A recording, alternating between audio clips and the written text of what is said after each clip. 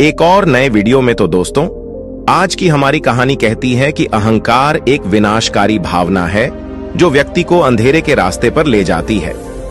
यह व्यक्ति को अपनी कमियों को देखने से रोकता है और उसे यह झूठा विश्वास दिलाता है कि वह दूसरों से श्रेष्ठ है। अहंकारी व्यक्ति हमेशा दूसरों से बेहतर होने का दावा करता है और वह कभी भी अपनी गलतियों को स्वीकार नहीं करता है। यह अहंकार किसी भी व्यक्ति को दूसरों की सलाह और आलोचना अनदेखा करवाता है। वह दूसरों की राय को सुनने के लिए तैयार नहीं रहता है और वह हमेशा अपने ही हिसाब से काम करना चाहता है, जिससे वह सीखने और सुधार करने के अवसरों से वंचित रह जाता है। अहंकार व्यक्ति को अकेला कर देता है, क्योंकि कोई भी व्यक्ति अहंकारी व्यक्ति के आसपास रहना पसंद नहीं करता है। अहंकार व्यक्ति को गलत रास्ते पर ले जाता है और उसे विनाश की ओर धकेल है। अहंकार के कई रूप हैं। यह अभिमान, घमंड और श्रेष्ठता के भाव के रूप में प्रकट हो सकता है। अहंकार व्यक्ति के जीवन में कई समस्याएं पैदा करता है। यह उसके रिश्तों को खराब करता है और उसे सफल होने से रोकता है। अहंकारी व्यक्ति अक्सर दूसरों को दुख देता है और वह खुद भी दुखी रहता है। चलिए इसे आज की बौद्ध कहानी के माध्यम से समझते हैं और यह भी जानने का प्रयास करते हैं कि आखिर इसका समाधान क्या है और अपने अहंकार को नियंत्रित करने के लिए हम क्या कर सकते हैं। बहुत समय पहले की बात है। एक छोटा सा राज्य था। उस राज्य में एक व्यापारी रहता था जो बहुत अमीर था, जिसके पास किसी चीज की कोई कमी नहीं थी। उसके पास वह सारी सुख सुविधाएं थीं जो वह चाहता था। उसका एक पुत्र भी था जो अब युवा हो चुका था। उस व्यापारी के पुत्र ने अब तक अपने जीवन में कोई दुख नहीं देखा था। जो भी वह चाहता था वह व्यापारी उसे सब कुछ लाकर दे देता था, जिस कारण उसे अपने जीवन में किसी प्रकार के दुख का अनुभव अब तक नहीं किया था। उस व्यापारी के पुत्र के कई सारे मित्र भी थे। उसके पास अथाह संपत्ति थी, धन दौलत की उसके पास कोई कमी नहीं थी। लेकिन एक दिन अचानक वह व्यापारी बीमार पड़ गया और देखते ही देखते उसकी बीमारी ने उस पर पूरी तरह से पकड़ बना ली थी।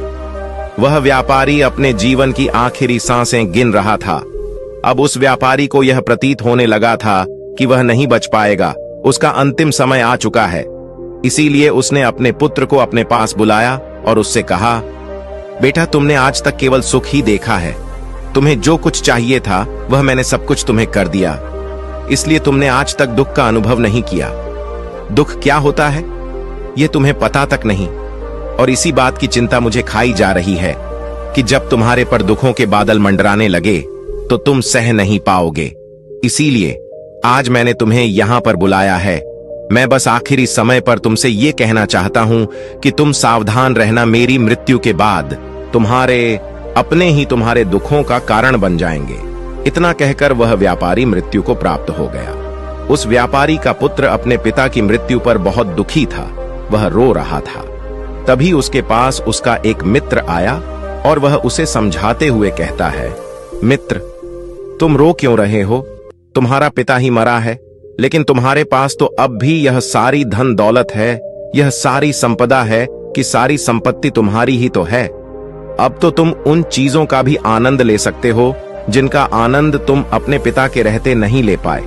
अपने मित्र की यह बात सुनकर वह बड़ा प्रसन्न हुआ और उसे भी इस बात का एहसास हो चुका था कि उसके पास अथाह संपत्ति है, धन है, दौलत है, जिसकी मदद से वह अपना जीवन खुशी खुशी बिता सकता है। लेकिन इसी धन संपदा के कारण वह अब बुरी आदतों का शिकार भी हो चुका था। उसे हर प्रकार का नशा करने की आदत लग चुकी थी। जहां उसका मन करता वह वहां चला जाता। जब भी उसका मन करता वह किसी को भी अपने घर बुला लेता। फिर चाहे दिन हो या रात, जो भी उसका मन करता वह खरीद लेता, क्योंकि उसके पास संपत्ति थी। और तो और उसके पिता का सारा व्यापार भी अब उसी के हाथों में था और अब वह बहुत खुश था। वह अपने जीवन को अपनी मर्जी के हिसाब से जी रहा था। एक दिन उसके मन में ख्याल आया कि पिता ने मुझे बेवजह ही डरा दिया कि लोग मेरा फायदा उठाएंगे, मेरे दुश्मन बन जाएंगे, मेरे दुखों का कारण बन जाएंगे। लेकिन अब तो मैं और भी मजे से जी रहा हूं। मेरे सुख के दिन तो अब आए हैं। मैं आज तक जो नहीं कर पाया था वह सब करने में अब मैं सक्षम हूं। यह सब सोचकर उसकी खुशी का कोई ठिकाना नहीं था। वह बहुत खुश था। तभी एक दिन उस राज्य में एक बहुत बड़ा अस्पताल का निर्माण हो रहा था। और इस अस्पताल के निर्माण के समय पर एक घोषणा करवाई गई कि जो भी इस अस्पताल के लिए सबसे अधिक दान देगा उसका नाम उस अस्पताल के एक पत्थर पर स्वर्ण अक्षरों में लिखा जाएगा। जब उसके मित्र ने यह बात सुनी तो वह दौड़ा दौड़ा उसके पास आया और उसे सारी बात बता दी। तब उस व्यापारी के पुत्र ने यह तय किया कि वह अस्पताल को सबसे बड़ा दान देगा और उसने ऐसा ही किया, और साथ ही यह भी निश्चित हो गया कि उसका नाम उस अस्पताल के एक पत्थर पर स्वर्ण अक्षरों में लिखा जाएगा। लेकिन जब वह दान देकर वापस घर की ओर लौट रहा था तो रास्ते में उसे एक साधु मिले जो भोजन की मांग कर रहे थे। इस पर वह घमंडी व्यापारी का पुत्र कहता है, तुम जैसे लोग केवल 2 वक्त की रोटी के लिए हमेशा चिल्लाते रहते हो। पता नहीं तुम लोग कहां से आ जाते हो और भगवान तुम लोगों को पैदा ही क्यों करता है।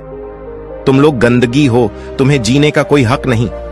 केवल अपना पेट भरने के लिए 2 वक्त की रोटी के लिए तुम किसी के सामने भी झुक जाते हो। यदि झुकना ही है तो उस ईश्वर के सामने झुको, शायद वह तुम्हारी गलतियों को माफ कर दे और तुम्हें एक अच्छा जीवन प्रदान करे। हो सकता है वह तुम्हें भोजन भी दे दे। वह लड़का उन साधु को खरी खोटी सुनाकर वहां से चला गया। धीरे धीरे उस लड़के के पास उसके मित्रों, सहयोगियों और रिश्तेदारों की संख्या बढ़ने लगी। अब हर कोई उससे बिना पूछे कोई काम नहीं करता था। हर चीज में उसी से पूछा जाता था, जिस कारण उस लड़के को लगने लगा था कि अब मेरे बिना कोई काम नहीं हो सकता, जो भी हूं मैं ही हूं। जिस कारण उस लड़के का अहंकार अब 7वें आसमान पर था। सभी लोगों ने उसका मन जीत लिया था। सब लोग उसके विश्वास पात्र बन चुके थे। उस लड़के के पास अपार धन था, जिस कारण सब उससे जुड़े हुए थे। लेकिन यह बात उस लड़के को समझ नहीं आ रही थी। सभी लोग विश्वास के नाम पर अब उस लड़के से धन उधार लेने लगे थे, और वह भी खुशी खुशी लोगों को धन उधार में दे दिया करता है। जो कोई उसे धन उधार लेने आता, वह जितना मांगता वह उससे ज्यादा ही उन्हें दिया करता, क्योंकि वह सभी की नजरों में अपने आप को साबित करना चाहता था। वह अपने आप को महान दिखाना चाहता था। लेकिन धीरे धीरे उसकी बुरी आदतों के कारण अब उसका व्यापार चौपट होने लगा था। देखते ही देखते एक दिन व्यापार में उसे बहुत बड़ा घाटा हुआ। उसका पूरा व्यापार कर्ज में डूब गया। अब वह बहुत परेशान हो चुका था, बहुत चिंतित हो चुका था। उसे यह समझ नहीं आ रहा था कि आखिर यह सब क्या हुआ। मेरे पास तो कुछ समय पहले अपार धन था और आज मेरे ऊपर बहुत बड़ा कर्जा है जिसे मुझे चुकाना ही होगा। तभी उसे उधार दिया हुआ धन याद आया, जो उसने अपने मित्रों और सहयोगियों को दिया था, अपने रिश्तेदारों को दिया था। उसने सभी से वह अपना दिया हुआ कर्ज वापस मांगना शुरू किया, लेकिन किसी ने भी उसका दिया हुआ कर्ज उसे वापस नहीं दिया, बल्कि लोगों ने उसे दुत्कार कर वहां से भगा दिया। वे एक एक करके सभी के पास गया, लेकिन किसी ने उसकी कोई मदद नहीं की। देखते ही देखते उसका सब कुछ बिक गया। अब उसके पास कुछ न था, वह सड़क पर आ चुका था। तभी वह यह सोचने लगा कि अपने सुख के दिनों में मैं यह नहीं जान पाया कि मैं अपने शत्रुओं से घिरा हुआ हूं। मेरे पिताजी सही कहते थे कि मेरे अपने ही मेरे दुखों का कारण बनेंगे। पिताजी, आपका धन्यवाद, लेकिन मैं आपकी बातों को समझ नहीं पाया और आज देखिए क्या क्या हो गया। वह सारा दिन यहां से वहां भटकता रहा और सोचता रहा कि अब आगे क्या होगा। वह कैसे खाएगा, कहां रहेगा और कैसे सोएगा। उसे अपने पिता की याद सता रही थी। वह उन्हें याद कर कर के रो रहा था। उसकी आंखों से आंस बह रहे थे। लेकिन अब बहुत देर हो चुकी थी और अब धीरे धीरे उसे भूख भी लग रही थी। तभी उसने सोचा कि मैं उसी अस्पताल पर चलता हूं जहां पर पत्थर पर मेरा नाम स्वर्ण अक्षरों में लिखा गया है। मैं जाकर वहां पर कुछ मदद मांगता हूं। वह वहां पहुंचा और वहां के मालिक से वह कहता है, आपने मुझे पहचाना? मैं वही हूं जिसने इस अस्पताल को सबसे बड़ा दान दिया है और मेरा नाम इस अस्पताल के पत्थर पर स्वर्ण अक्षरों में लिखा गया है। हालांकि इस समय मेरी हालत कुछ खराब है और मेरे पास खाने के लिए भी कुछ नहीं है। क्या आप मुझे कुछ भोजन दे सकते हैं? मैं भूखा हूं। मुझे बहुत जोरों की भूख लगी है। मेरे अपनों ने मुझे धोखा दे दिया है। क्या आप मुझे कुछ भोजन दे सकते हैं? तभी मालिक कहता है, भिखारियों को भोजन इस अस्पताल के बाहर दिया जाता है। अस्पताल के अंदर नहीं जाओ और जाकर बाहर बैठ जाओ। और रही बात तुम्हारे नाम की, तो भिखारियों का नाम अस्पताल के पत्थर पर स्वर्ण अक्षरों में नहीं लिखा जाता। मालिक ने तुरंत ही उस लड़के का नाम अस्पताल के उस पत्थर पर से हटवा दिया और फिर एक बार घोषणा करवा दी कि अस्पताल को जो सबसे बड़ा दान देगा उसका नाम इस अस्पताल के पत्थर पर स्वर्ण अक्षरों में लिखा जाएगा।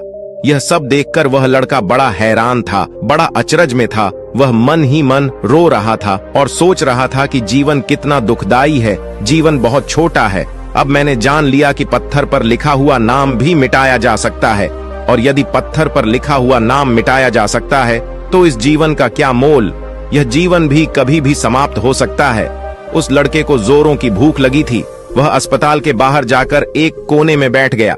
लोग आते रहे और भिखारी को कुछ न कुछ दान देते रहे, लेकिन वह लड़का, उसकी हिम्मत ही नहीं हो रही थी कि वह भीख मांग सके, और ना ही वह उन भिखारियों में बैठना चाहता था। देखते ही देखते दोपहर से रात का समय हो चुका था, लेकिन अब तक उसे कुछ भी ना मिला था। लेकिन उसकी भूख बढ़ती चली जा रही थी और उसे जोरों की भूख लगी थी। पहली बार उसने अपनी भूख को जाना था, अपने पेट की इस आग के बारे में जाना था, और इस भूख के कारण वह इतना परेशान हो चुका था कि उसने तय किया कि वह अस्पताल से ही कुछ चुरा लेगा और उसे खाकर अपना पेट भर लेगा। जैसे ही वह वहां से उठता है तभी वह साधु वहां पर जाते हैं, जिसे उस लड़के ने बहुत खरी खोटी सुनाई थी। वह साधु उस लड़के के पास आकर कहते हैं, बेटा हम पहले भी मिल चुके हैं। वह साधु भिक्षा से वापस लौट रहे थे।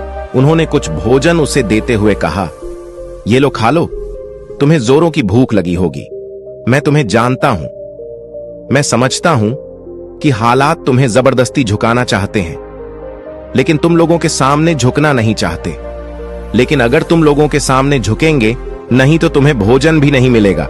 आज तो मैंने तुम्हें भोजन दे दिया है जिससे तुम्हारी भूख मिट जाएगी, लेकिन यह भूख रोज लगेगी। यह पेट की आग कभी नहीं मिटती। इस पर वह लड़का उन साधु से कहता है, जब मेरे पास धन था, दौलत थी, संपत्ति थी, तो मेरे पीछे मेरे मित्रों की, सहयोगियों की, रिश्तेदारों की कतार लगी रहती थी। सभी लोग मेरे शुभ चिंतक थे, लेकिन मेरे ऊपर दुख आते ही वह सब पलट गए। वह सब अब मेरे शत्रु बन चुके। लेकिन तुम, जिसे मैंने इतनी खरी खोटी सुनाई थी, वही मेरे दुख में मेरा सहयोगी बना है। तुम मेरे इस दुख में मेरे पहले मित्र हो, मेरे पहले रिश्तेदार हो, जिसने मुझ पर दया की है। मैं तो अपने आप को बहुत बड़ा समझता था, लेकिन देखो इस वक्त की मार ने मुझे कहां से कहां पहुंचा दिया। आज मैं इस बात को अच्छी तरह समझ चुका हूं कि धन से बड़ा कोई मित्र नहीं। इतना कहकर उस लड़के ने भोजन किया और उसने पहली बार भोजन के सुख का आनंद उठाया। उसके हाथ कांप रहे थे। वह जल्दी जल्दी उस भोजन को समाप्त करना चाहता था, जल्दी जल्दी उसे चबा लेना चाहता था, और उसकी आंखों से झरझर आंसू भी बह रहे थे। उसे ऐसा प्रतीत हो रहा था मानो आज से पहले ऐसा लजीज भोजन उसने आज तक ना किया हो। भोजन करते वक्त जो अनुभव उसे प्राप्त हुआ, ऐसा अनुभव उसे आज तक नहीं मिला था। तभी वह साधु से कहता है, यह कैसा सुख है, मैं इस दुख में भी इस भोजन के संतुष्टि का अनुभव कर पा रहा हूं। तभी वह साधु कहते हैं, जहां संतुष्टि होती है वहां सुख का अनुभव होता है, लेकिन सावधान, संतुष्टि बहुत खतरनाक भी होती है। जब संतुष्टि हमारी आवश्यकताओं, हमारी इच्छाओं से ऊपर उठ जाती है, तब यह दुख के दर्शन भी हमें कराती है। आज जो भोजन तुम कर रहे हो, ऐसा भोजन यदि तुम्हें पहले प्राप्त होता तो तुम इसे छूते तक नहीं, लेकिन आज इसी भोजन को करके तुम्हें संतुष्टि मिल रही है। लेकिन जब तुम्हारे पास धन था, दौलत थी, तब तुमने इससे भी अच्छा भोजन किया होगा, लेकिन तब तुम्हें संतुष्टि नहीं मिली होगी, वह सुख प्राप्त नहीं हुआ होगा जो तुम आज अनुभव कर रहे हो। लेकिन सावधान, अगर ऐसा ही भोजन तुम्हें रोज मिलता रहे तो तुम और भी अच्छे भोजन की कामना करने लगोगे, और इसी कामना की संतुष्टि के लिए तुम्हारे मन में दुख पैदा होगा, और जब तुम अपने मन की इस कामना की संतुष्टि कर दोगे तो तुम्हें सुख भी प्राप्त होगा। लेकिन यह सुख आएगा और चला जाएगा, और जब तुम्हारे जीवन में इसी प्रकार के भोजन हमेशा आते रहेंगे और जाते रहेंगे तो तुम किसी और कामना, किसी और इच्छा की ओर आगे बढ़ने लगोगे। तब तुम किसी और इच्छा की पूर्ति करना चाहोगे, तुम किसी और इच्छा की संतुष्टि करना चाहोगे, और जब वह इच्छा पूरी नहीं होगी, जब तुम्हें संतुष्टि नहीं मिलेगी, तो तुम्हें दुख होगा, तकलीफ होगी, पीड़ा होगी, और यह श्रृंखला ऐसे ही आगे बढ़ती चली जाएगी। लेकिन जब तुम्हारे पास धन था, दौलत थी, तब तुमने इससे भी अच्छा भोजन किया, किया होगा, लेकिन तब तुम्हें संतुष्टि नहीं मिली होगी। वह सुख प्राप्त नहीं हुआ होगा जो तुम आज अनुभव कर रहे हो। लेकिन सावधान, अगर ऐसा ही भोजन तुम्हें रोज मिलता रहे तो तुम और भी अच्छे भोजन की कामना करने लगोगे, और इसी कामना की संतुष्टि के लिए तुम्हारे मन में दुख पैदा होगा। और जब तुम अपने मन की इस कामना की संतुष्टि कर दोगे तो तुम्हें सुख भी प्राप्त होगा। लेकिन यह सुख आएगा और चला जाएगा, और जब तुम्हारे जीवन में इसी प्रकार के भोजन हमेशा आते रहेंगे और जाते रहेंगे तो तुम किसी और कामना, किसी और इच्छा की ओर आगे बढ़ने लगोगे। तब तुम किसी और इच्छा की पूर्ति करना चाहोगे, तुम किसी और इच्छा की संतुष्टि करना चाहोगे, और जब वह इच्छा पूरी नहीं होगी, जब तुम्हें संतुष्टि नहीं मिलेगी तो तुम्हें दुख होगा, तकलीफ होगी, पीड़ा होगी, और यह श्रृंखला ऐसे ही आगे बढ़ती चली जाएगी। तुम हमेशा सुख के पीछे भागोगे, लेकिन दुख तुम्हारे पीछे यूं ही भागता रहेगा। तुम सुख को पकड़ना चाहोगे तो तुम्हें पकड़ना चाहेगा। इसी प्रकार यह प्रक्रिया यूं ही निरंतर चलती रहेगी। तभी साधु अपने थैले में से एक सोने की थैली निकालकर उस लड़के के हाथ पर रख देता है। तभी वह लड़का उस साधु से कहता है, हे महाराज, आपके पास इतना धन कहां से आया? आप तो एक वैरागी हैं। तभी वह साधु उस लड़के से कहता है कि यह धन तुम्हारा ही है। उस दिन जब तुम मुझे खरी खोटी सुनाकर अपने घर की ओर आगे बढ़ रहे थे, तभी तुम्हारी जेब से यह सोने के सिक्कों से भरा हुआ थैला नीचे गिर पड़ा, और मैंने इसे उठाकर अपने पास रख लिया, ये सोचकर कि जब तुम मुझे मिलोगी तब मैं इसे तुम्हें लौटा दूंगा। लेकिन उस दिन के बाद से आज तुम मुझे मिले हो, इसलिए मैं तुम्हें इसे लौटा रहा हूं। ले लो, यह तुम्हारा ही है। इस पर वह लड़का कहता है, हे महाराज, इसी धन के लिए तो मुझे मेरे मित्रों ने, मेरे सहयोगियों ने, यहाँ तक कि मेरे रिश्तेदारों ने भी मुझे धोखा दिया। लेकिन आप वह पहले शख्स हैं जो मुझे यह धन लौटा रहे हैं। और वहीं पर जो मैंने धन, जो कर्ज मैंने अपने मित्रों, अपने सहयोगी, अपने रिश्तेदारों को दिया था अपने बुरे समय पर, जब मैंने उनसे मांगा तो उन सभी ने वह धन देने से मुझे मना कर दिया। कईयों ने तो मुझे खरी खोटी सुनाकर अपने घर से ढक्कन करर निकलवा दिया। लेकिन आप महाराज वह पहले शख्स हैं जिन्होंने मेरे इस बुरे समय पर मेरा साथ दिया है। मेरा धन मुझे वापस लौट आया है। मैं आपकी सहायता के लिए आपका आभारी हूँ। मैं इस धन से अपना व्यापार फिर से शुरू करूंगा और इस व्यापार को नई ऊंचाइयों तक ले जाऊंगा। तभी वह साधु उस लड़के से कहते हैं, हमें कोई दुख नहीं देता, बल्कि दुख के कारण तो हम स्वयं ही होते हैं। हम स्वयं ही खुद को धोखा देते हैं। सुख में हम भ्रमित रहते हैं। हमें यह पता नहीं चलता कि हम सही कर रहे हैं या गलत, और इसी प्रकार हम एक माया जाल में फंसते चले जाते हैं, क्योंकि सुख में हम अपनी आंखें बंद करके बस उस सुख का आनंद लेते हैं, और हम किसी चीज की तरफ ध्यान नहीं देना चाहते। हम नहीं जानना चाहते कि जीवन मीठा है तो कड़वा भी है, सच है तो झूठा भी है। सुख में हम केवल अपने अहंकार को बढ़ावा देते हैं।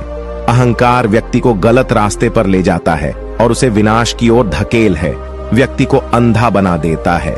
इसी के विपरीत अगर हम देखें तो विनम्रता एक ऐसा गुण है जो व्यक्ति को सफलता की ओर ले जाता है। यह उसे दूसरों से सीखने में मदद करता है और उसे अपनी कमियों को स्वीकार करने की शक्ति देता है।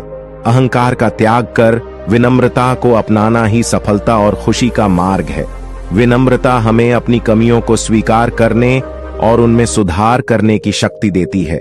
यह हमें दूसरों से सीखने और उनके अनुभवों से लाभ उठाने के लिए प्रेरित करता है। विनम्र व्यक्ति दूसरों का सम्मान करता है और उनके विचारों को महत्व देता है, जिससे वह एक अच्छा मित्र और सहयोगी बन जाता है, और वह कभी भी किसी को नीचा नहीं दिखाता है।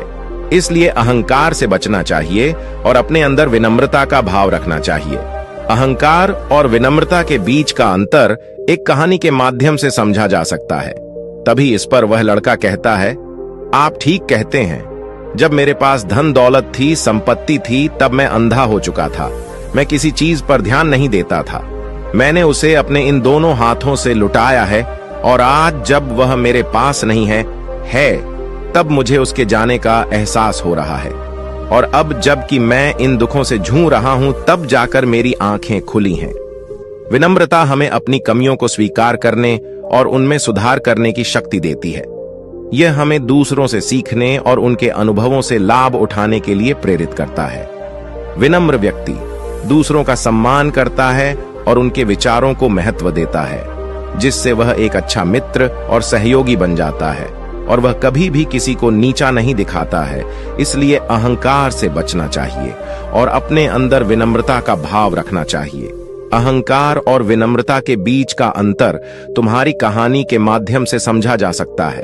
तभी इस पर वह लड़का कहता है, आप ठीक कहते हैं, जब मेरे पास धन दौलत थी, संपत्ति थी, तब मैं अंधा हो चुका था। मैं किसी चीज पर ध्यान नहीं देता था। मैंने उसे अपने इन दोनों हाथों से लुटाया है और आज जब वह मेरे पास नहीं है तब मुझे उसके जाने का एहसास हो रहा है। और अब जबकि मैं इन दुखों से जूझ रहा हूं तब जाकर मेरी आंखें खुली हैं। तभी मैं यह भी जान पाया कि कौन मेरे साथ है और कौन मेरे खिलाफ। और यह जो ज्ञान दुख द्वारा मुझे प्राप्त हुआ है, यह ज्ञान मैं हमेशा अपने साथ रखूंगा। अपने सुख में भी अब से अपनी आंखें खुली रखूंगा। इस कहानी से हमें यह सबक मिलता है कि अहंकार हमें विनाश की ओर ले जाता है, जबकि विनम्रता हमें सफलता और खुशी की ओर ले जाती है। इसलिए हमें हमेशा विनम्र रहना चाहिए और दूसरों से सीखने के लिए तैयार रहना चाहिए। विनम्रता ही सफलता का मार्ग है। दोस्तों, उम्मीद है कि आपने आज की इस वीडियो से जरूर कुछ न कुछ सीखा होगा। तो इस वीडियो को लाइक और अपने दोस्तों के साथ शेयर करना ना भूलें और हमें ऐसे ही सपोर्ट करने के लिए चैनल को सब्सक्राइब बटन को जरूर दबा दें। तो चलिए मिलते हैं ऐसी ही कोई नई कहानी में, कोई नए मैसेज के साथ। धन्यवाद। नमो बुद्धाय।